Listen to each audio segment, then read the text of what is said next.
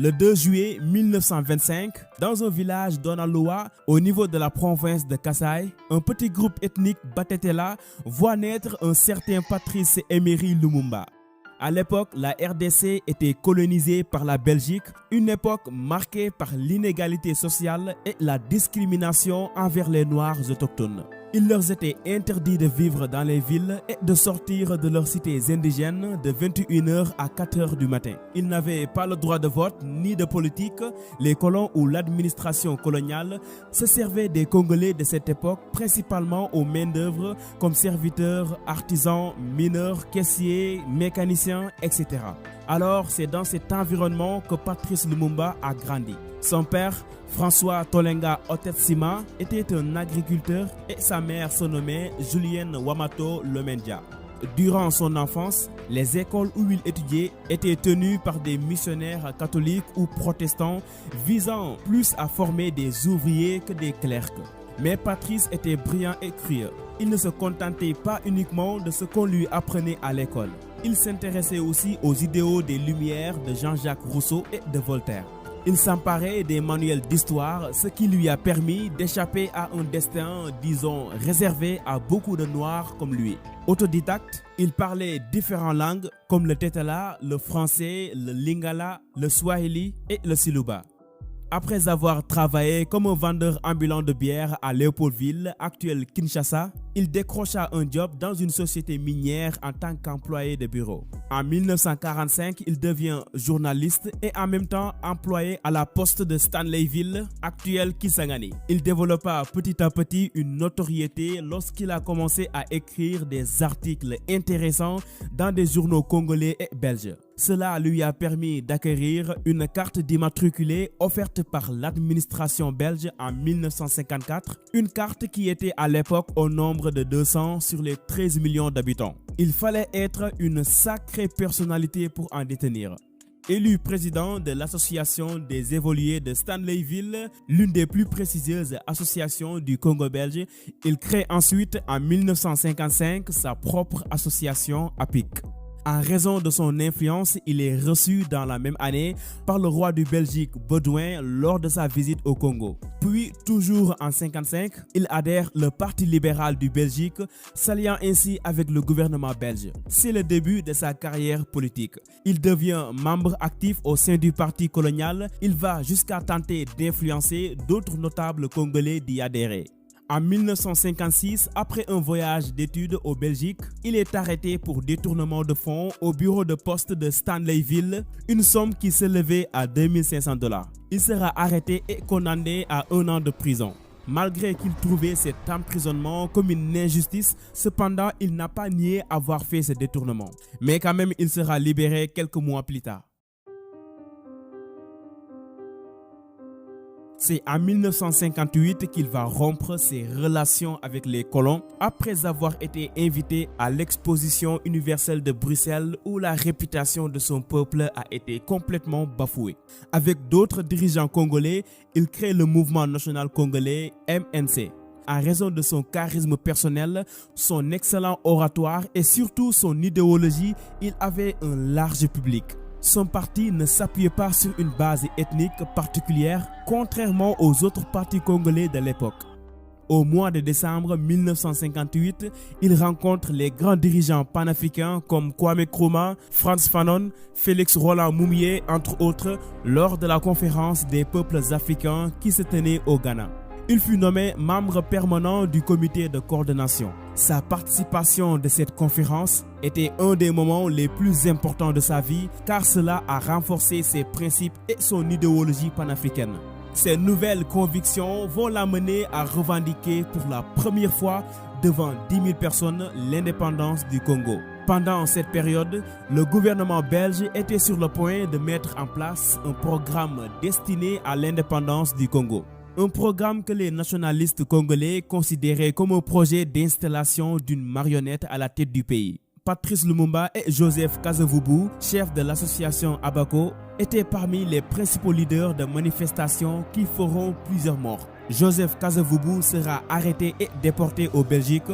Patrice Lumumba condamné à 6 mois de prison. mais Lumumba sera très tôt libéré suite à une contestation de certains nationalistes.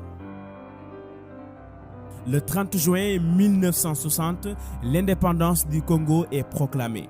Joseph Kasavubu devient le premier président de la République du Congo et Patrice Lumumba son premier ministre après une longue histoire autour de la campagne d'élection générale. Quand nous avons connu le travail harassant, exigé en échange des salaires qui ne nous permettaient ni de manger à notre faim, ni de nous vêtir ou nous loger décemment, ni d'élever nos enfants comme des êtres chers. Nous avons connu les ironies, les insultes, les coups que nous devions subir matin, midi et soir, parce que nous étions des nègres. Qui oubliera qu'à un noir, on disait tu. Dès son premier discours en tant que Premier ministre devant le roi du Belgique, Patrice Lumumba a lancé un signal pas du tout agréable à tous les Occidentaux, particulièrement la Belgique. Le magazine américain Time avait même qualifié son discours d'attaque venimeuse. Le roi était offensé.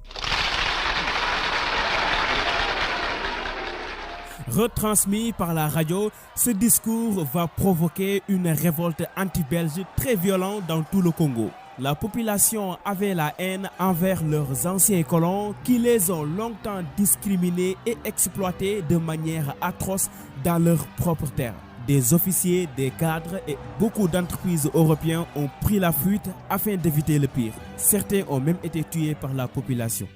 Par la suite, les officiers belges seront TVC par Lumumba et l'africanisation de l'armée est décrétée. Cette situation ne plaisait pas du tout à la Belgique qui voulait continuer à contrôler son ancienne colonie extrêmement riche en ressources naturelles. Cette dernière va ensuite envoyer des milliers de soldats au Congo sous le prétexte de protéger ses ressortissants. Patrice Lumumba devient alors un dirigeant africain insoutenable. Même Dwight Eisenhower, le président des États-Unis, voulait l'éliminer. C'était inacceptable de laisser sous contrôle un pays africain qui a toutes les richesses du monde. Le 11 janvier 1960, Moïse Tshombe, soutenu par la France et la Belgique, proclame l'indépendance de la province Katanga, une région très riche en gisements de cobalt, de cuivre, de fer, de radium, d'uranium et de diamant. Elle contribuait un fort pourcentage de la richesse du pays. Puis, le 20 août, le Sud Kasaï proclame aussi son indépendance, toujours avec l'aide des Occidentaux. Lumumba, qui voyait un Congo libre et unitaire, fait appel aux troupes de l'ONU pour intervenir dans ces régions, mais n'obtient pas de réponse. Puis, il fait appel aux États africains, mais encore une fois sans succès.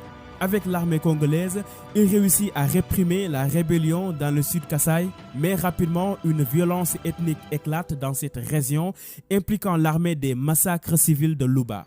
Cet événement va fragiliser la relation entre le président congolais Joseph Kasavubu et Patrice Lumumba, considéré comme responsable.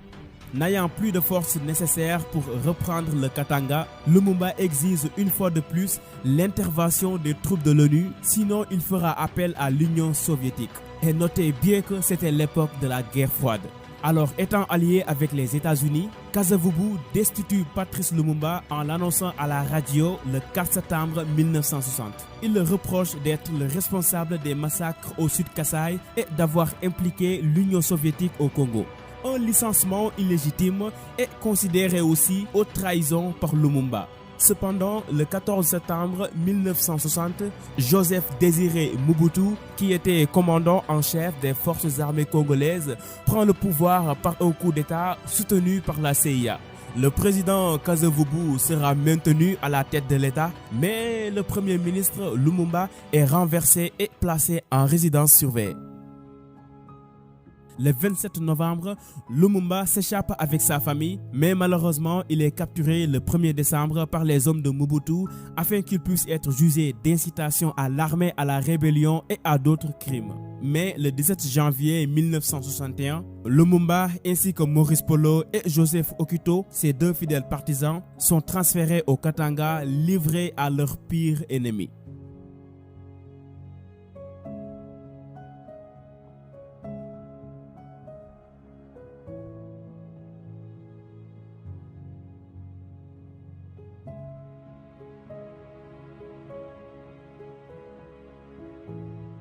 À leurs arrivées, ils seront ligotés, humiliés et torturés par des responsables belges et katangais dont Moïse Tchombe.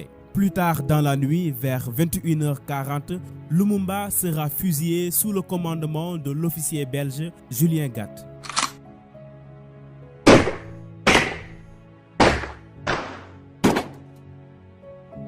Pour faire disparaître son corps, ils ont démembré son cadavre et l'ont dissous dans l'acide sulfurique, tandis que les os étaient broyés et dispersés. La mort de Lumumba fut annoncée officiellement le 13 février 1961, causant de grandes manifestations dans le monde.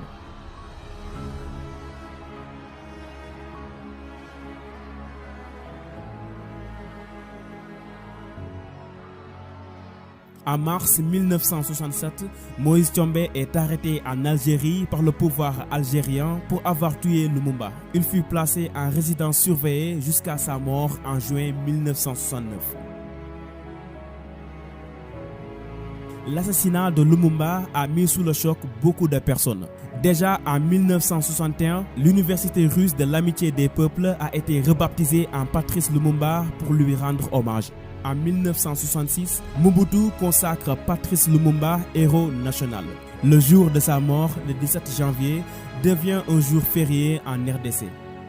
Patrice Lumumba était père de 6 enfants avec Pauline Opanga Lumumba, dont certains sont aujourd'hui très actifs dans le milieu politique en RDC.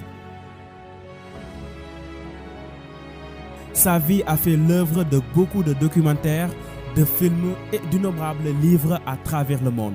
De son vivant, Lumumba était un espoir pour beaucoup de Congolais. Et après sa mort, il est devenu une icône, une source d'inspiration pour beaucoup d'Africains. Il est assassiné parce qu'il refusait d'être une marionnette pour les Occidentaux.